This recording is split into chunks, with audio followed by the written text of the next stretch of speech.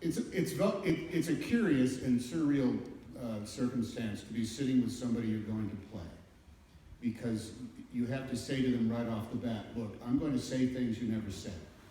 I'm going to do things you never did, and I'm going to be places you never were, and I'm probably going to know things that you never knew, as you in the movie. Regardless of that, I'd like to be as authentic and true as possible.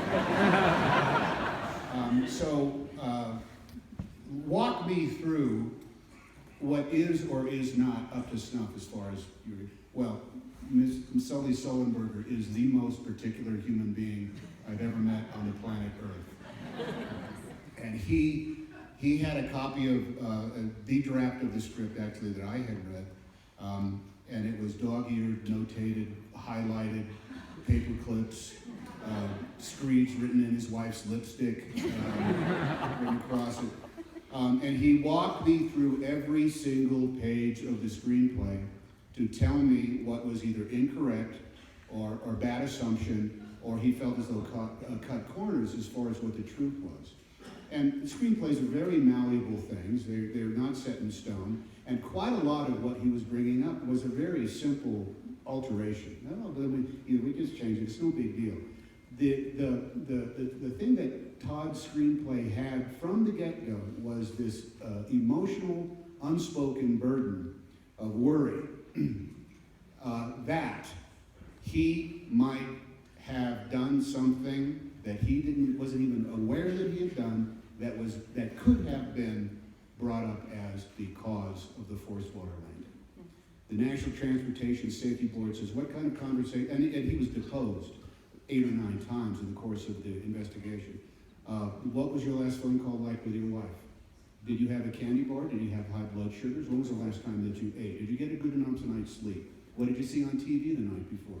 Where's the ballpoint pen that's supposed to be in your jacket pocket? Did that fall out? Did it rattle around the bottom? Did it get in the way of the pedals?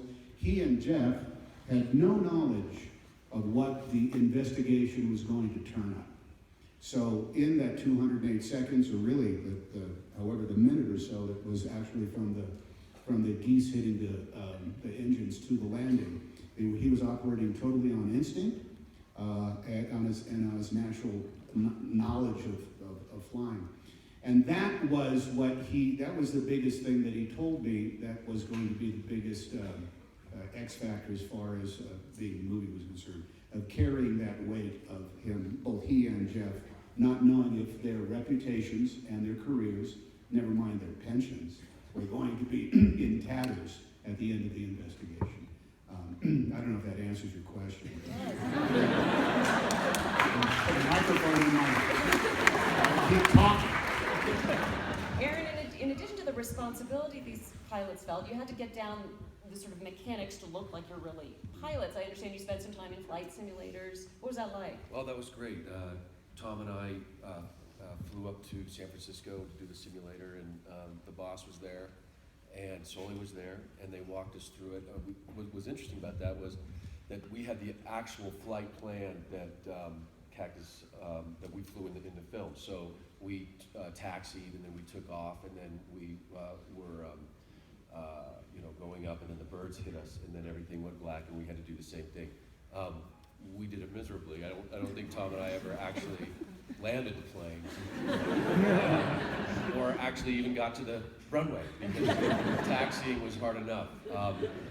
But the great thing about this movie is that they disassembled an Airbus A320 and reassembled it for us in Universal in the pool, and we had the whole apparatus there and the exact cockpit and everything. And I always say that if an actor can do 2 things with the props to fool the real guys, like push a button and talk at the same time, then you got them.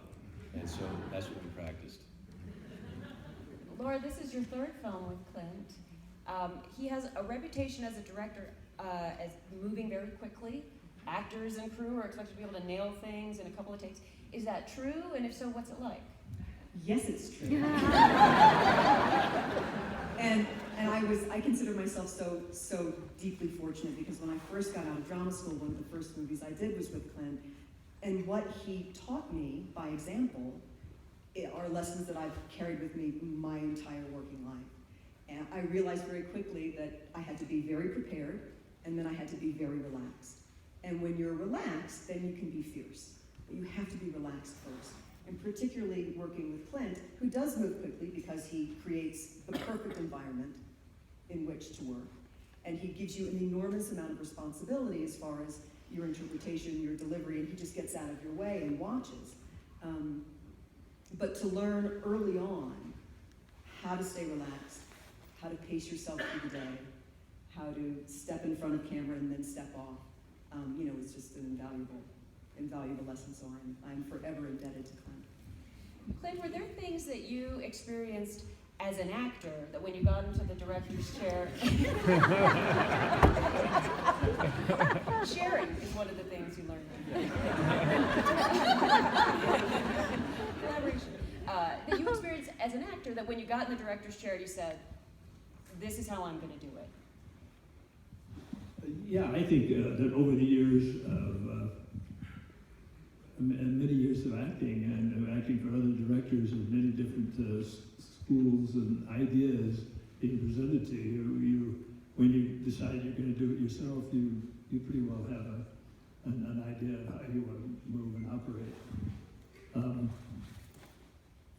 mentioned something about that meeting with Sully. I'm glad I wasn't at that meeting, because that would have been something. The first meeting I had with him, I went to his house and chatted with him, he and his wife, and they were terrific people. But we didn't talk too much. I just said things like, "How did you like this screenplay? Do you think this captures the essence of you and this whole relationship?" And he said, "Yeah," and then I said, your wife here, what do you think, and who do you see playing you?" And he said, "Well, I don't know, maybe you'll come up with some great idea." He was very kind. But the first person I said was Tom. I said, "Do you think somebody like Tom Hanks would be great?" And he said, "Oh, yeah, no." So at least I wasn't saying, "Well, I got this guy that I met on the street. He has a mustache." Anyway, it was interesting. But later on, I got to read more on him, and as I read more things, I figured he's the kind of guy that would repeat it. If I heard it, it's there. I don't have to hear it from the horse's mouth necessarily, but you just watch how he moves, operates, and Tom encompassed just terrific job, I think, because it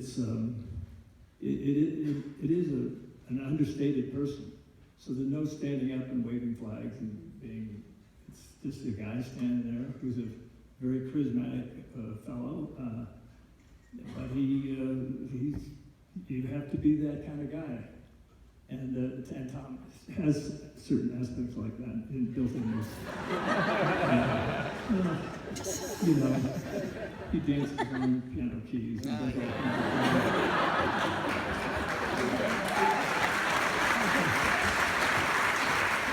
He's a very versatile fellow, so he had no problem anyway with this. At least if he did, he didn't complain to me about it.